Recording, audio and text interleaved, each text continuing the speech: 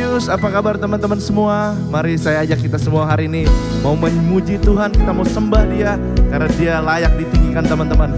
Haleluya.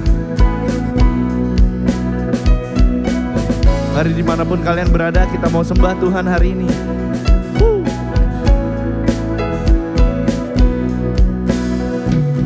Dalam rembulan, dalam cahaya mentari, di gelap badai dan indahnya pelangi, dalam tangisan dan wajah berseri, aku temukan kasih terbesar bagi dunia ini. Katakan, Dia, ku terpaku dan ku takjub akan kasih-Mu yang tertulis indah dalam anugerah. Hatiku milik-Mu Tuhan, indah, ku terkagum dan ku bawakan hidupku. Kau membuat hatiku menjadi baru, bahagiaku mengenalmu. Terima kasih Tuhan.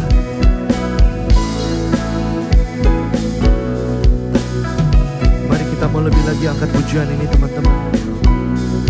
Oh, mari ulangi lagu ini dari awal. Dalam rembulan, dalam cahaya mentari, di gelap badai dan indahnya pelangi, dalam tangisan dan wajah berseri, dan ku temukan kasih terbesar bagi dunia ini. Dia, ku terpaku dan ku takjub akan kasih-Mu yang tertulis indah dalam anugerah. Hatiku milik-Mu Tuhan, indah, ku terkagum dan ku bawakan hidupku. Kau membuat hatiku menjadi baru, bahagiaku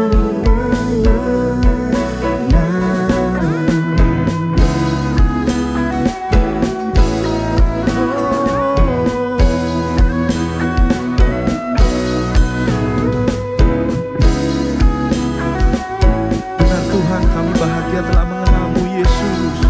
Oh, mari kan segenap hatimu katakan, Dia, ku terpaku dan ku takjub akan kasih-Mu yang tertulis indah dalam anugerah. Hatiku milik-Mu Tuhan, indah, ku terkagum dan ku bawakan hidupku. Kau membuat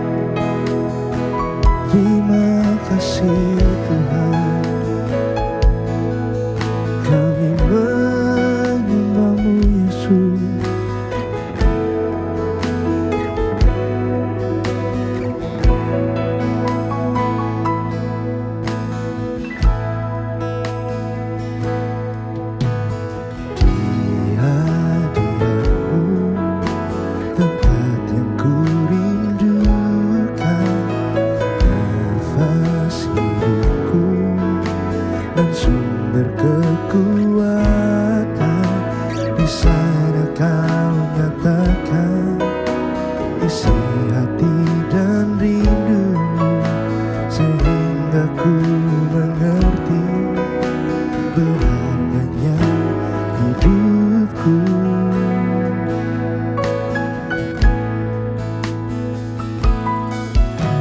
Hadiratmu yang membawaku terima semua janjimu, mengubah hidupku menjadi indah.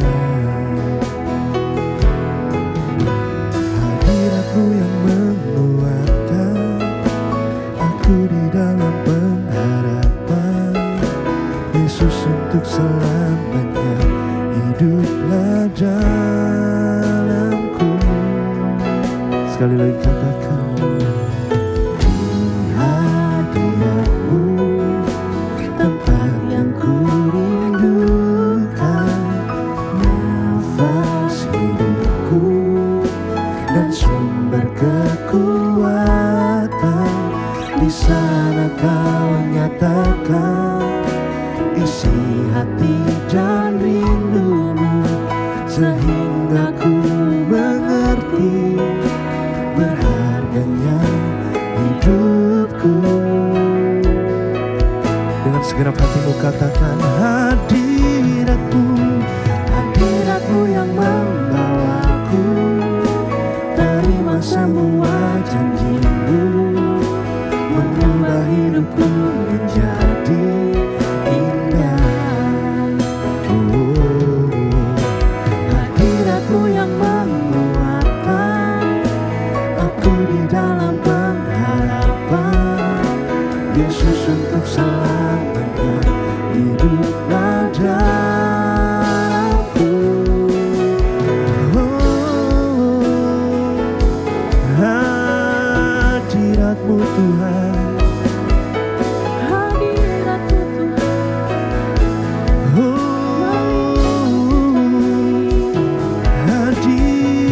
hadiratmu itu yang kami perlu. Oh, mari lebih lagi katakan, oh, hadiratmu yang membawaku terima semua janjimu, mengubah hidupku menjadi indah. Oh, hadiratmu yang menguatkan aku di dalam pengharapan. Yesus untuk selamanya hiduplah dalamku. Hadiratmu Tuhan, terima semua janjimu, mengubah hidupku menjadi indah. Hadiratmu, hadiratmu yang menguatkan aku di dalam pengharapan. Yesus untuk selamanya hiduplah dalamku. Yesus untuk selamanya hiduplah dalamku. Yesus untuk selamanya hiduplah dalamku.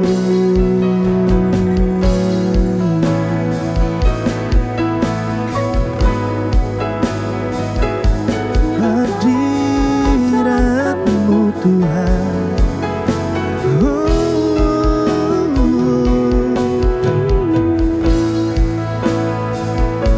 terima kasih Yesus.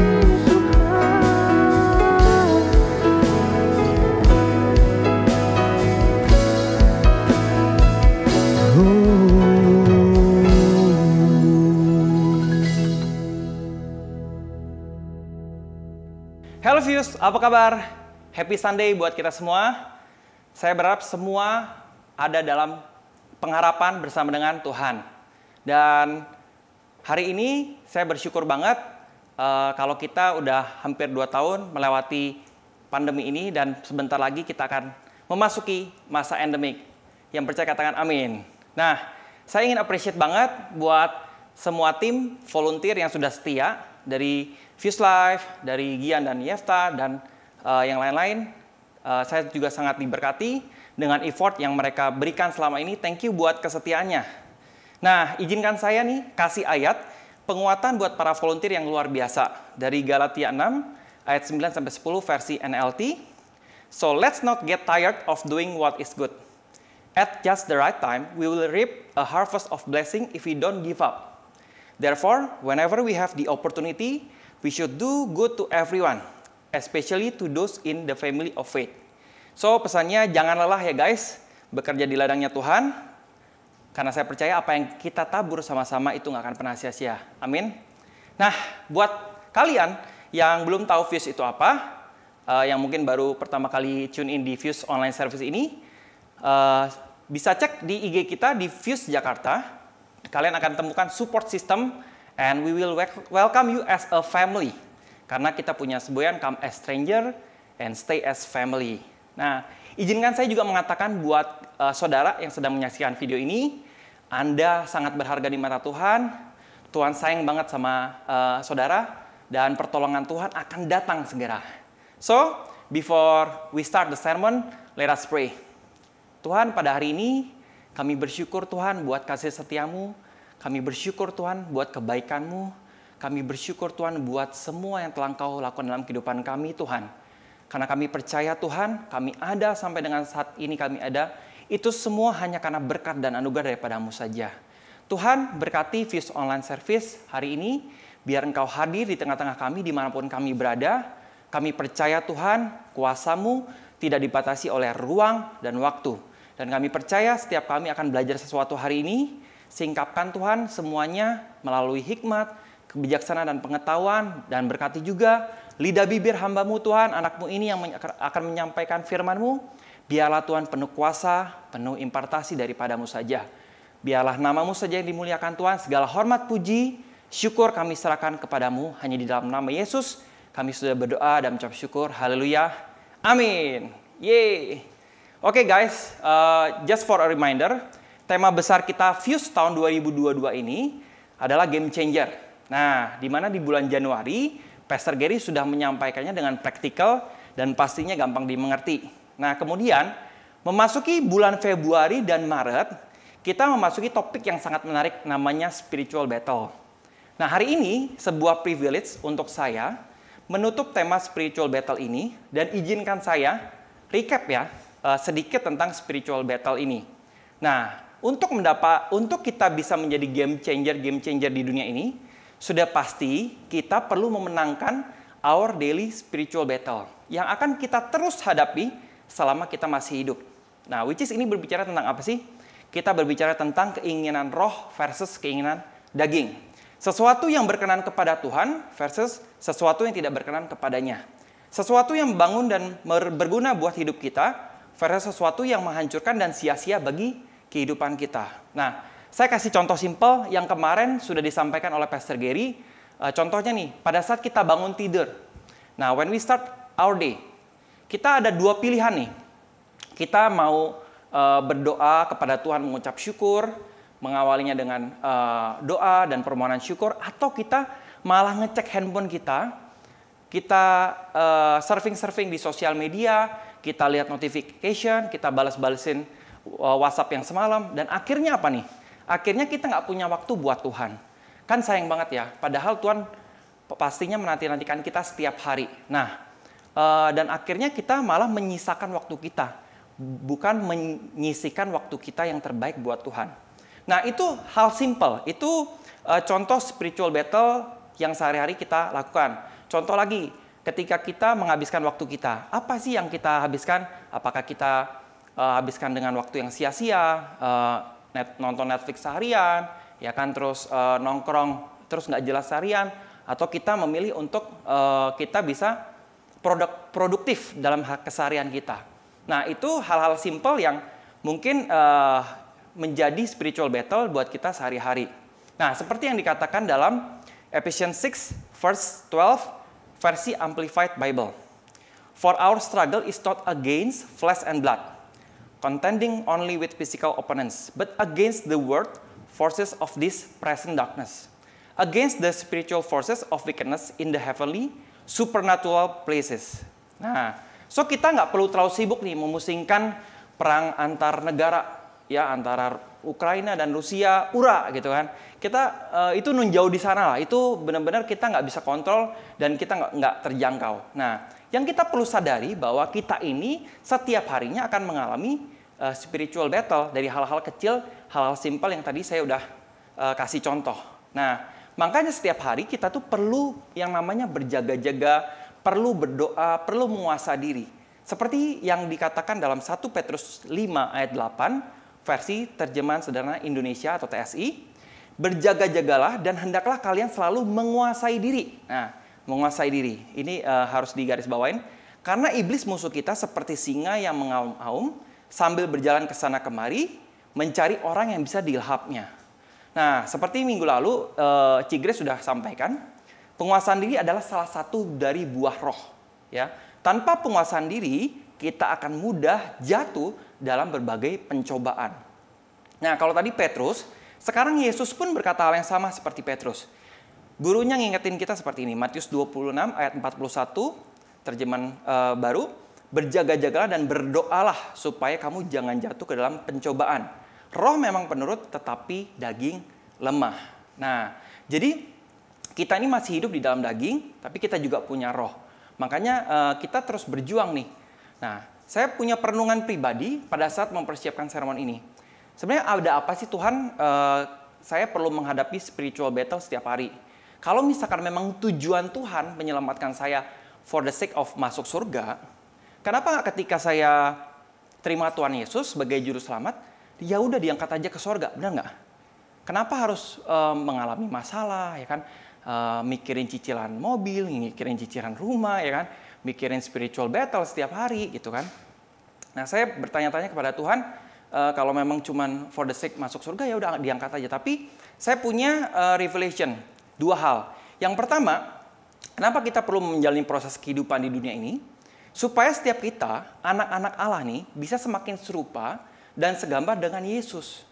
Jadi Tuhan menggunakan situasi yang ada di luar kita untuk membentuk karakter yang ada di dalam kita. Ya, saya ulangi. Jadi Tuhan menggunakan situasi yang ada di luar kita untuk membentuk karakter yang ada di dalam kita. Nah, saya kasih ayat di Roma 8 ayat 18. Sebab aku yakin bahwa penderitaan zaman sekarang ini tidak dapat dibandingkan dengan kemuliaan yang akan dinyatakan kepada kita. Nah, lanjut ke ayat 29. Sebab semua orang yang dipilihnya dari semula, mereka juga ditentukannya dari semula untuk menjadi serupa dengan gambaran anaknya. Nah ini, menjadi serupa dengan gambaran anaknya. Supaya ia, anaknya, which is Yesus Kristus, menjadi sulung di antara banyak saudara. So, siapapun orangnya, termasuk saya dan saudara, akan diproses supaya nggak instantly overrated. Ya kan? Seperti yang Pastor Gary minggu lalu sudah bahas. Yesus aja diproses loh sebagai manusia untuk menghadapi spiritual battle dalam hidupnya, termasuk pada saat dia dicobai iblis. Nah, nanti kita akan bahas ini sedikit. Nah, itu yang pertama guys. Jadi supaya serupa dan segambar dengan Kristus melalui karakter kita. Yang kedua, kita adalah murid-murid Kristus yang mengemban amanat agung. Nah, kita diutus untuk pergi menjadi saksinya, memberitakan kabar baik tentang karya salib di Matius 28 ayat 19 sampai 20. Karena itu pergilah, jadikanlah semua bangsa muridku dan baptislah mereka dalam nama Bapa dan Anak dan Roh Kudus, dan ajarlah mereka melakukan segala sesuatu yang telah kuperintahkan kepadamu. Dan ketahuilah, aku menyertai kamu senantiasa sampai kepada akhir zaman. Nah, poin kedua inilah yang akan kita bahas. Ya, kita dikasih amanat agung supaya kita memberitakan kabar baik dan membaptis orang di dalam nama Bapa dan Anak dan Roh Kudus. Dan this is the good news, bahwa Tuhan menyertai kita senantiasa sampai pada akhir zaman. Nah, poin yang kedua inilah yang akan kita mau bahas hari ini. Makanya tema sermon hari ini saya beri judul The Walking Church. Oke? Nah, The Walking Church. Talking about church, ngomongin soal gereja. Gereja itu berasal dari bahasa Portugis, yaitu igreja. Kata igreja sendiri berasal dari bahasa Yunani, yaitu eklesia. Terdiri dari dua suku kata, ek yaitu out, Klesia itu dari kata kaleo, dipanggil. So arti dari kata eklesia itu sendiri adalah dipanggil untuk keluar. Ya, jadi siapa yang dipanggil untuk keluar, ya kan? Nggak mungkin bangunan gereja dipanggil untuk keluar karena dia nggak bisa bergerak, ya nggak? Nah, inilah yang akan kita bahas nanti, ya. So, apa yang kita mau bahas hari ini di sini, we have to realize that we are called the temple of the Holy Spirit. Seperti yang dikatakan di 1 Corinthians 3 verse 16 NLT, don't you realize that all of you together are the temple of God and that the Spirit of God lives in you. Nah, kita perlu menyadari siapa diri kita. We are the walking church. Roh Kudus itu tinggal di dalam kita. Nah, ketika Yesus terangkat ke sorga, dia itu nggak tinggalin kita sendirian. Dia kasih Roh Kudusnya. Makanya ada pencurahan Roh Kudus di Kisah Para Rasul 1 dan 2 ya. Nah, the walking church which is us, you and I, adalah inisiatif dari Tuhan Yesus ketika Yesus berbicara kepada Petrus di dalam Matthew 16 verse 18 NLT. Now I say to you that you are Peter, which means rock, and upon this rock I will build my church, and all the powers of hell will not conquer it. So, ini bukan lagi ngomongin soal gereja yang merupakan sebuah bangunan, ya, atau rumah Tuhan yang berbentuk sebuah bangunan. Karena pada akhirnya rumah Tuhan yang berbentuk bangunan ini akan diruntuhkan, guys. Nggak ada tuh nanti gedung gereja tiba-tiba terangkat ke sorga, ya. Gedung-gedung di sorga, mohon maaf, pasti lebih mewah, lebih bagus, ya kan? Lebih wow lagi. Ada amin? Nah, coba kita buka firman Tuhan di Matius 24 ayat 1 sampai 2, versi terjemahan sederhana Indonesia. Ini judul perikopnya saja adalah mengenai Yesus mengajar tentang akhir zaman, ya. Nah, ini ayatnya. Sesudah Yesus meninggalkan teras rumah Allah dalam perjalanan, kami murid-muridnya mendekati dia dan berkata, jadi murid-muridnya mendekati Yesus nih. Nah, terus dia berkata begini, lihat guru betapa megahnya rumah Allah ini dan semua bangunan yang ada di dalam kompleksnya. Berarti itu kompleks-kompleks perumahan elit lah ya. Nah, ini mengingatkan saya how amazing the buildings yang ada di Eropa, especially di Eropa Timur. Waktu 2013 saya ada kesempatan untuk ya pergi ke sana, visit, jalan-jalan. Saya lihat bangunan di sana tuh memang oke banget, megah. Tapi pada suatu waktu saya baca berita, gedung-gedung gereja itu kosong, isinya kosong. Nggak ada lagi anak-anak muda zaman now itu mau pergi ke gereja. Ngenes banget ya, sedih ya dengarnya ya. Gedung-gedung gereja yang bagus ditinggalkan begitu saja, kosong, dan nggak tahu anak-anak mudanya kemana. Dan akhirnya apa? Gedung gereja itu jadilah gedung sejarah doang. Buat foto-foto, ya kan? Buat mungkin turis masuk, tapi bukan lagi berfungsi sebagai gereja. Nah, itu sayang banget. Nah, lanjut ke ayat 2. Nah, ini jawaban Yesus terhadap murid-muridnya tadi ya. Ya, tetapi jawab Yesus, ya perhatikanlah baik-baik seluruh kemegahan bangunan ini. Aku menegaskan kepadamu, kata Yesus, akan tiba waktunya semua yang kalian lihat ini diruntuhkan sampai rata dengan tanah. Wow. Bahkan sampai tidak ada satu batu pun yang masih tersusun di atas batu yang lain. Ya kan? Ini juga dibahas di Markus 13 ayat 2, Lukas 21 ayat 6. Saudara bisa baca di rumah. Ya. Nah, makanya bersyukur banget kita di Fuse sangat diajari nilai-nilai esensi over sensasi, ya kan? A Christ-centered community. Bahkan ketika Fuse menjadi sebuah gereja, awal dari Fuse online service, Pastor JJ 1,5 tahun yang lalu juga menjelaskan bahwa we are the church. Ya. So, hari ini kita boleh menyadari bahwa church is not a building. Church is us, you and me, ya. We are God's building. Nah, memang ada ayatnya. Nah, saya senang saudara bertanya. Mari kita buka ayatnya di 1 Korintus 3 ayat 9. For we are both God's workers and you are God's field. Nah, you are God's building. 1 Corinthians 3 verse 9 versi NLT. For we are both God's workers and you are God's field. You are God's building. Nah, you are God's building. Oke, nah biasanya kalau saya bawain sermon, saya tuh suka memperbandingkan akan dua hal ya. Kalau misalkan masih ingat, waktu yang pertama saya bandingin hamba versus anak. Supaya kita mengerti identitas kita sebagai anak Tuhan. Nah, kali ini saya ingin membuat perbandingan antara church yang berbentuk bangunan sama church yang merupakan saya dan saudara ya. We are the walking church. Nah, siap belajar ya? Siapkan catatan saudara. Oke, kita mulai. Nah, perbedaan gereja yang berbentuk bangunan dan gereja yang merupakan saya dan saudara, which is the walking church. Yang pertama apa? Yang pertama foundation, pondasi. Nah, kita ambil lagi ayatnya di 1 Korintus 3 ayat 10 sampai 12 versi NLT. Because of God's grace to me, I have laid the foundation like an expert builder. Now others are building on it. But whoever is building on this foundation must be very careful. For no one can lay any foundation other than the one we already have, which is Jesus Christ. Anyone who builds on that foundation may use a variety of materials, gold, silver, jewels, wood, hay, or straw. Nah, yuk kita flashback sebentar ketika Musa naik ke Gunung Sinai selama 40 hari, 40 malam lamanya.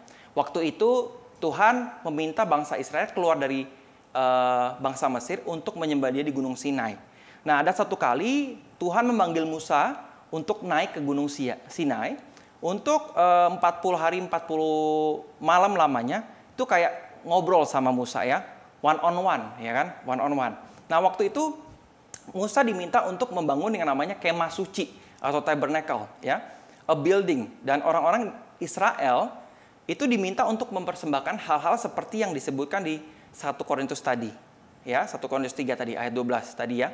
Gold, silver, bronze, acacia wood dan barang-barang berharga lainnya. Nah, cerita lengkapnya saudara bisa baca di Keluaran 25 ayat 1 sampai 9. Nah, jadi pada waktu itu Musa dikasih tugas untuk membangun kemah suci yang berbentuk bangunan, tapi dia diminta untuk mengumpulkan persembahan dari bangsa Israel, which is gold, silver, bronze dan sebagainya, barang-barang berharga lainnya untuk dijadikan ya pondasi, which is itu bangunan rumah Tuhan ya. Nah, jadi apa sih perbedaan pondasi kalau gereja dalam bentuk bangunan dan pondasi kita sebagai the walking church? Nah, kalau yang berbentuk bangunan which is material ya, which is kita bisa lihat secara kasat mata. Tapi kalau misalkan kita nih sebagai the walking church tadi, kita pondasinya adalah Yesus Kristus sendiri. Ya.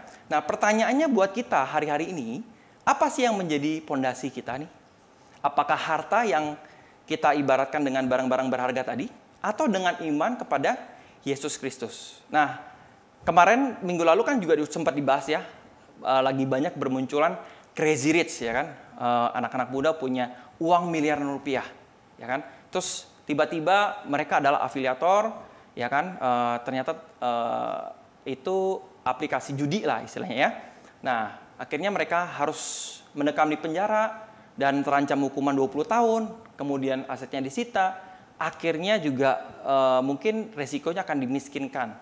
Nah, kalau misalkan kita nih sebagai manusia ya, anak Tuhan, kita masih membangun pondasi hidup kita di atas dasar hal-hal yang kelihatan, which is kayak harta, itu nggak akan kekal sifatnya. Kenapa? Karena seperti tadi case-case yang lagi marak muncul di sosial media, itu kayak perlu cuma waktu 1-2 bulan buat Tuhan, hartanya gone, hartanya hilang, mulai dari nol lagi gitu kan.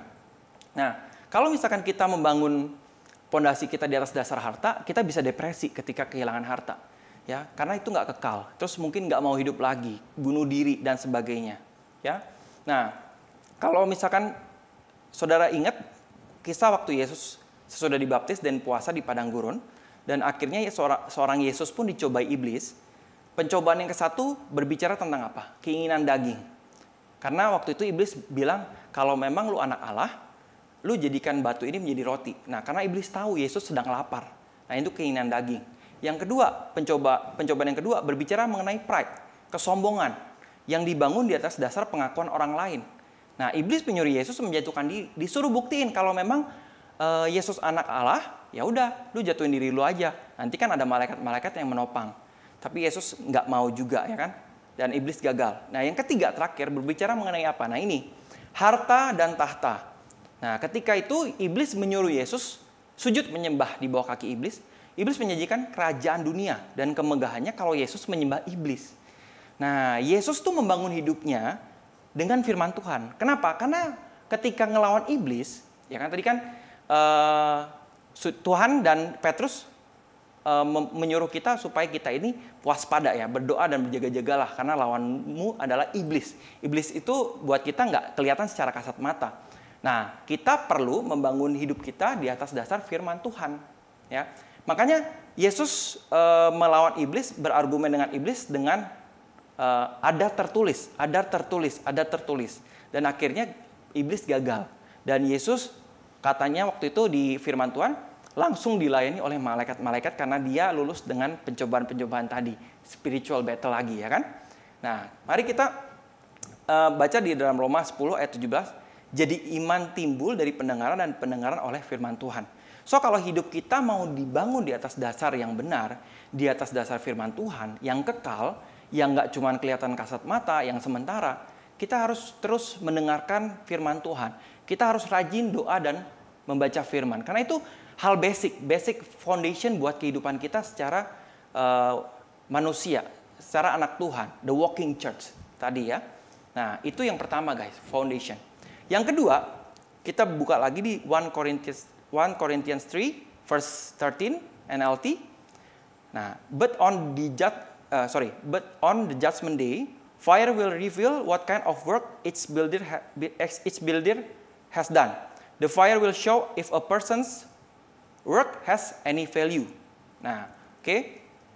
Kita balik lagi ke perjanjian lama tadi ya, di Keluaran 30 ayat 16. Dan haruslah engkau memungut uang pendamaian itu dari orang Israel dan menggunakannya untuk ibadah dalam kemah pertemuan. Supaya itu menjadi peringatan di hadapan Tuhan untuk mengingat kepada orang Israel dan untuk mengadakan pendamaian bagi nyawa kamu sekalian. Ya. Nah, jadi di perjanjian 5 ini ada 5 jenis korban persembahan bagi Tuhan yang pastinya dibawa ke rumah Tuhan tadi yang berbentuk bangunan. Yang pertama 1 korban bakaran, yang kedua korban sajian, yang ketiga korban keselamatan, yang keempat korban penghapusan dosa, yang kelima korban penebus salah.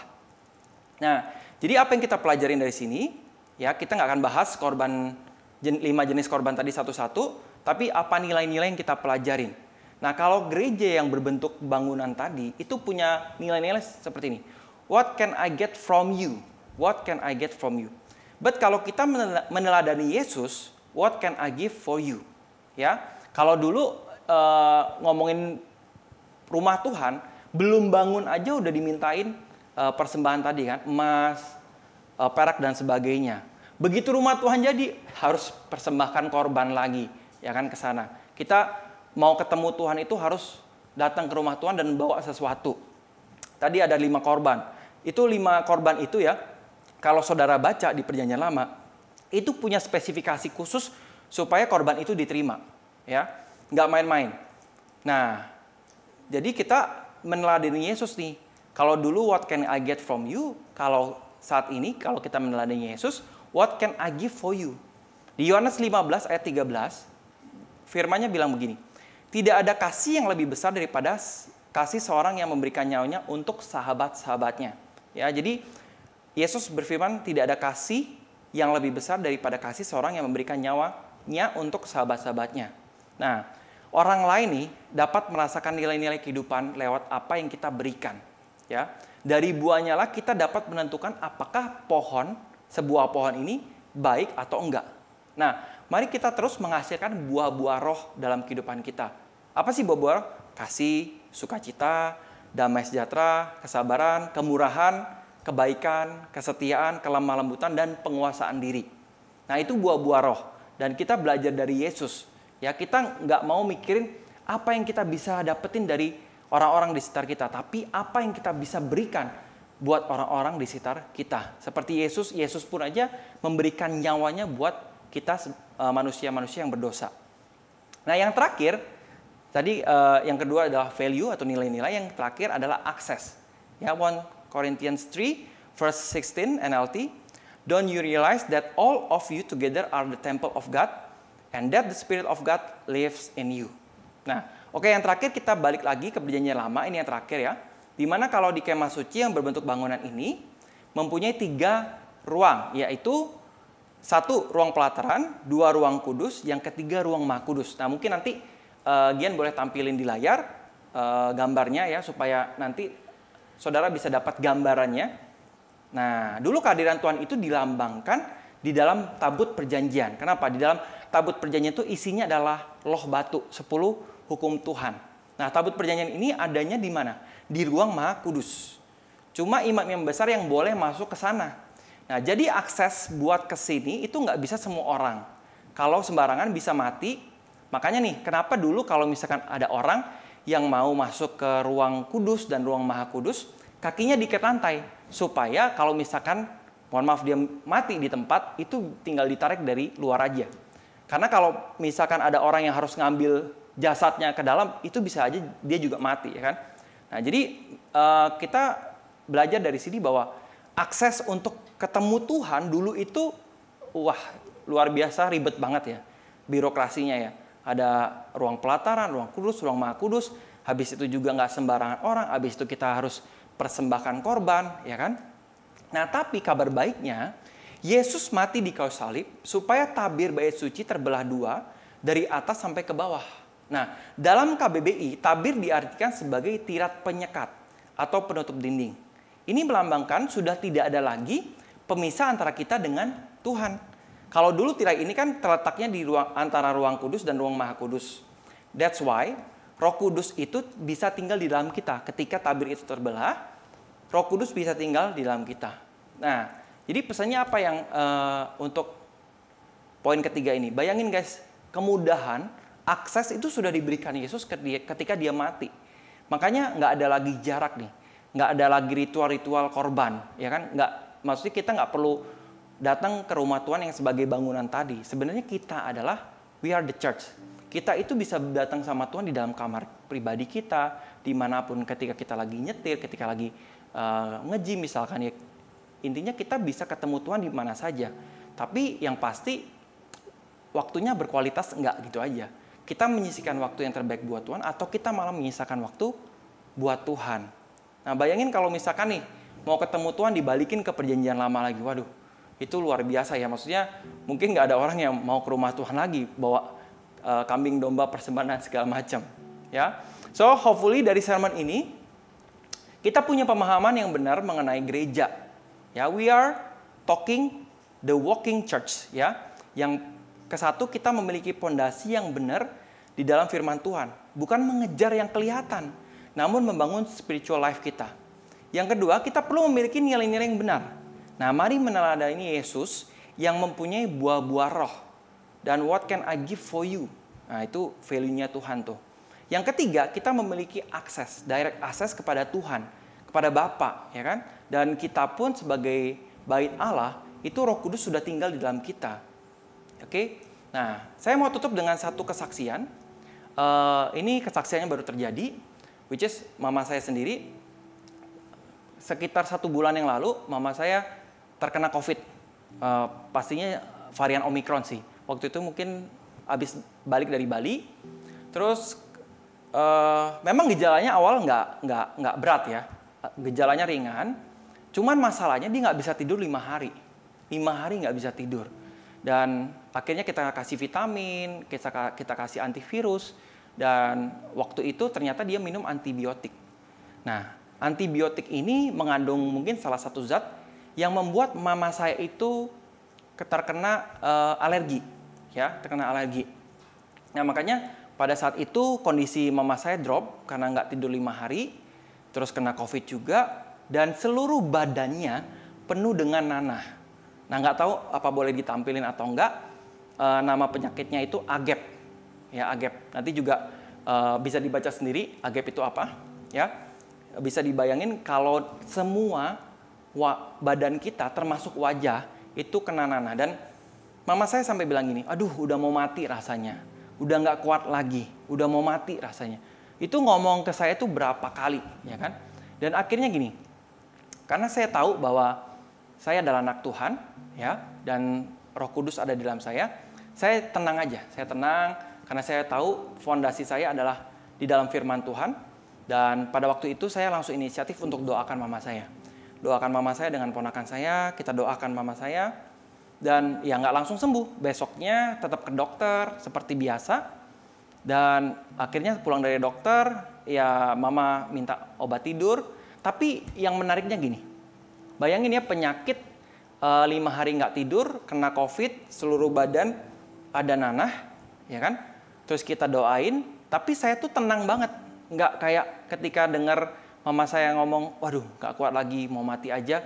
Itu nggak panik, benar-benar sama sekali nggak panik. Benar-benar keep calm and terus berdoa, ya kan? Dan waktu itu Roh Kudus ingetin. Nah, mama saya tuh senang banget yang namanya staycation, nginep di hotel.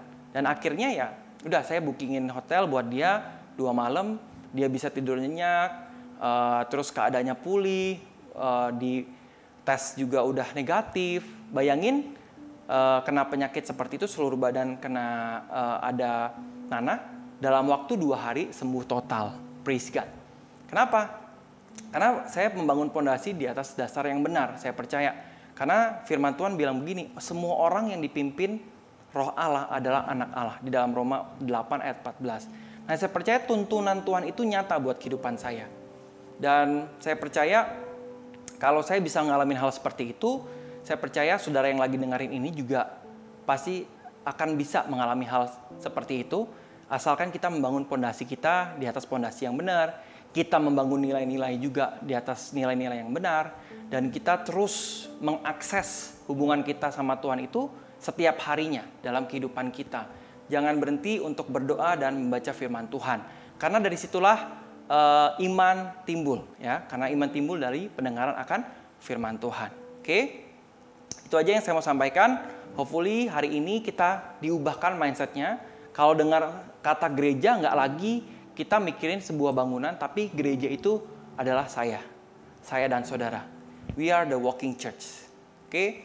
Buat saudara yang sedang menyaksikan video ini, kalau misalkan memang saudara belum terima Tuhan Yesus dan mau terima Tuhan Yesus dan mau mengundang Roh Kudus untuk masuk ke dalam hidup saudara, mari kita sama-sama berdoa.